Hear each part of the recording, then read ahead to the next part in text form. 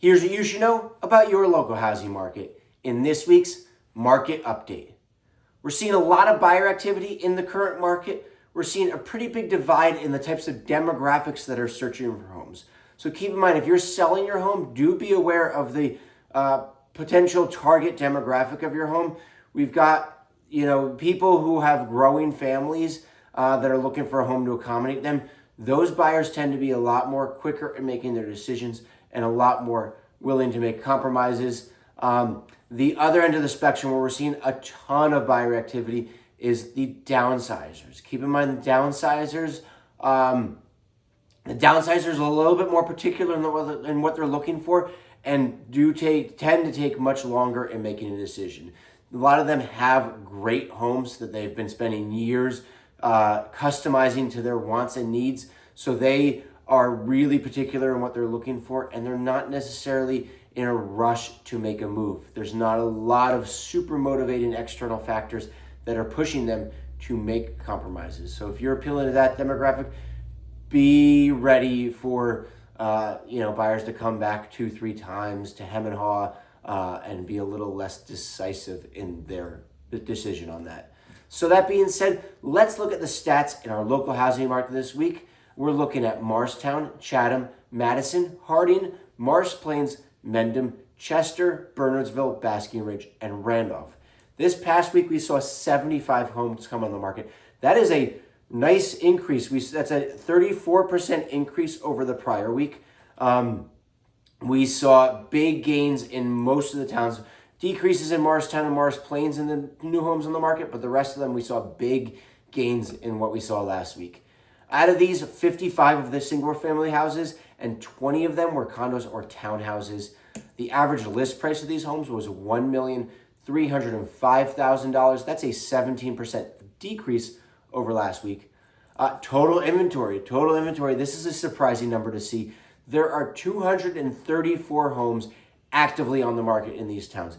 That is a 24% increase. That's probably one of the biggest gains we've seen in a while.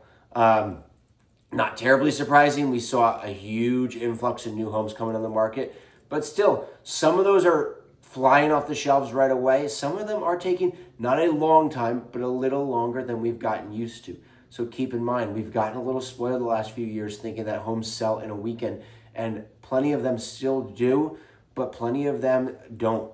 A few weeks on the market is not bad. It's not crazy out of the ordinary. I was just with some of my colleagues last night, thinking of a time when 90 days on the market was average. So not saying we should be seeing those big numbers, but a few weeks on the market, completely normal, especially in scenarios where buyers tend to have some more decision-making to do in that property.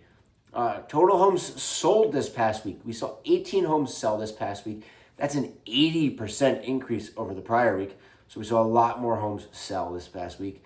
Out of these, the average list price of homes sold in these towns was $1,076,000.